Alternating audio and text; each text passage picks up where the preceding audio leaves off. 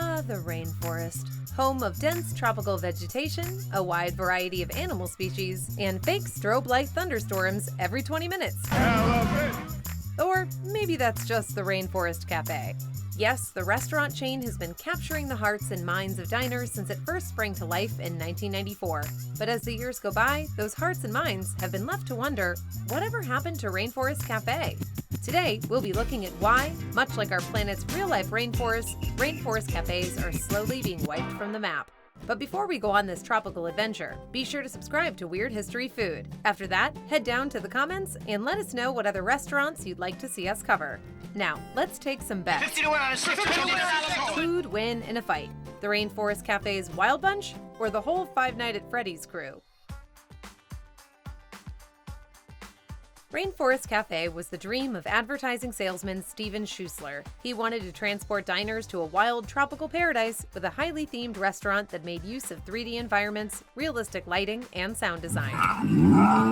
And he wasn't about to let little things like inexperience or not owning a commercial property get in the way. In 1989, Schussler sold all his belongings and used the money to turn his Minneapolis suburban home into the very first Rainforest Cafe. Make no mistake, this prototype was every bit as extravagant as the real thing, with a man-made river on the front lawn to catch your eye. Inside, Schussler shelled out for a 35-foot-tall waterfall with artificial boulders, high-tech sound systems to simulate thunderstorms, fog machines, fake plants, and a bunch of animatronic crocodiles and monkeys to set the mood. Alongside the animatronics, Schussler also brought in a number of live animals. 10 300-gallon fish tanks, over 40 tropical birds, an iguana, a baboon, a 150-pound tortoise, several species of butterflies, and presumably a partridge in a pear tree, all made their home in the fledgling Rainforest Cafe. Schussler truly spared no expense in his quest to build the perfect dining experience. The soon-to-be restaurateur personally hauled 3,700 extension cords into his house to power all these effects and animal exhibits, racking up a shocking $2,000 electricity bill. After 4 years of development, he'd sunk $400,000 into the project before he was finally ready to show it to investors. Help me help you. But he was so preoccupied with whether or not he could, he didn't stop to think if he should. As it turns out, convincing people to invest in your business by taking them to your restaurant house full of real and fake animals isn't an easy task. What the hell is wrong with you people? Schussler struggled to find anyone interested in the project and even had to file for bankruptcy in 1991.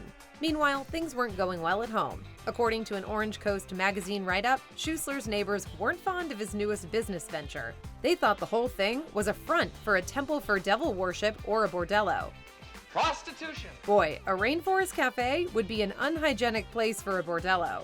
Meanwhile, the DEA took notice of Schussler's excess electricity usage and investigated him under suspicion of running a marijuana farm. Imagine going over to investigate a grow-op and a baboon opens the door. Thankfully, Schussler was cleared of any legal wrongdoing, though his neighbors probably still hated him, and he finally got the big break he was looking for. Lyle Berman, a Minnesota-based gambling magnate, invested $1.2 million into Rainforest Cafe and became its first CEO. Not long after, the newly formed company opened its first non-residential restaurant location in the Mall of America, and the cash started flowing like a fake river in your neighbor's front yard.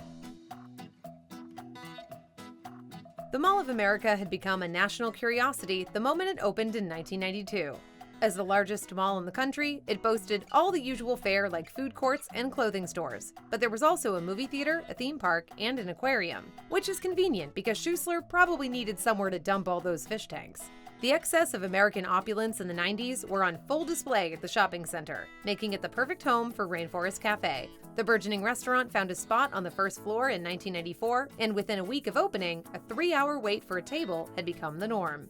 1 year later, a second Rainforest Cafe sprouted up at Woodfield Mall in Schaumburg, Illinois. By 1997, there were 6 locations across the United States, and by 1999, the animatronic-laden restaurants had appeared worldwide. The chain had become America's top-earning franchise, with each location raking in a cool 8 million clams per year. Though they weren't any animatronic clams. That's a different climate. So why was it such a success? It was a different time, man. The 1990s were the golden age of themed restaurants. From staples like the Hard Rock Cafe and Bubba Gum Shrimp Company that still exist today, to short-lived gems like Planet Hollywood. America was chock full of a variety of restaurants that took theme to the extreme. and the Rainforest Cafe just so happened to be a particularly captivating experience. During the 90s heyday, stepping into a Rainforest Cafe really was like stepping into, well, not a real rainforest, but maybe like a rainforest movie set. As with Schussler's prototype, every Rainforest Cafe location was populated with thick fake foliage, water features, and countless animatronic creatures.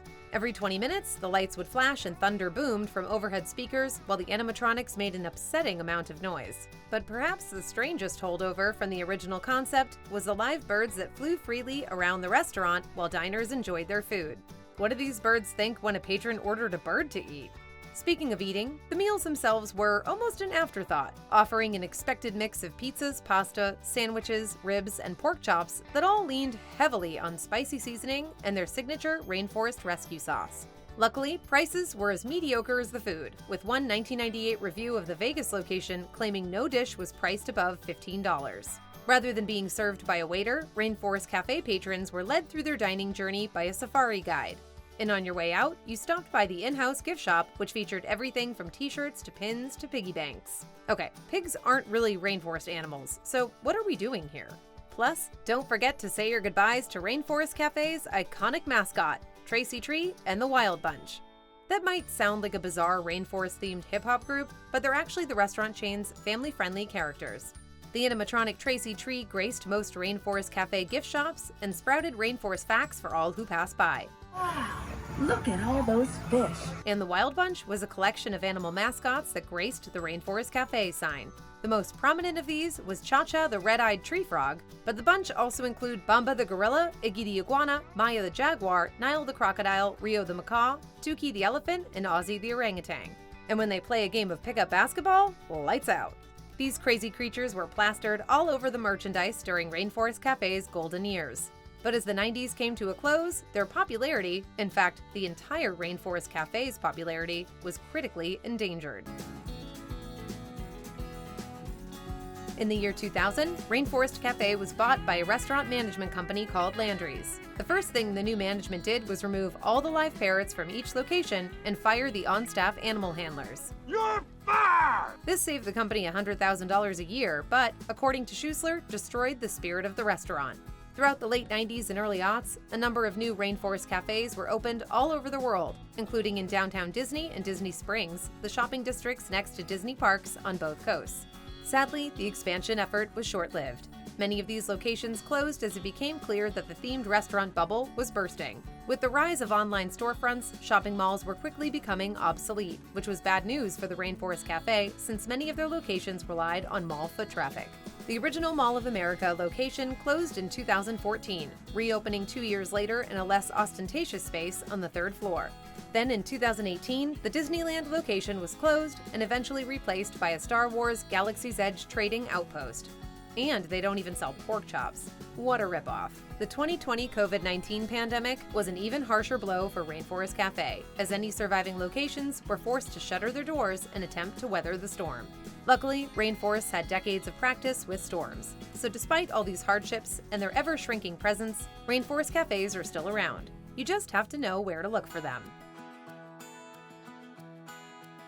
Including the third-floor Mall of America location, 23 Rainforest Cafes are still operating around the world today. You can find them everywhere from Las Vegas to Niagara Falls to Dubai. And while they may not have live parrots flying overhead anymore, they're still just as charmingly kitschy as they used to be. Visitors are still enamored with the scheduled thunderstorms, awkward robotic animals, and dusty fake plants. This was proved by the overwhelmingly positive response to a 2024 April Fool's joke where the Empire State Building claimed to be putting a Rainforest Cafe on the 86th floor. Oh yeah! Fans rejoiced until they realized they wouldn't actually get to live out their dreams of eating in the world's highest Rainforest Cafe. But what about the dreams of the man who brought us Rainforest Cafe in the first place? While Stephen Schussler may not have pursued any more extreme home renovations, he has sold other restaurant concepts, including T-Rex Cafe, which is basically the Rainforest Cafe but with dinosaurs, which is to say, sounds awesome. He also wrote a book called It's a Jungle in There, which details his experience with the Rainforest brand and his less than typical approach to entrepreneurship. While the Rainforest Cafe may not be the most prolific restaurant chain in the world, it endures. An animatronic elephant never forgets, and as long as there are people with fond memories of squawking parrots and strobe lights, It looks like the rainforest is here to stay. So what do you think? Does Rainforest Cafe have a special place in your heart? Let us know in the comments, and while you're at it, check out some of these other videos from our weird history.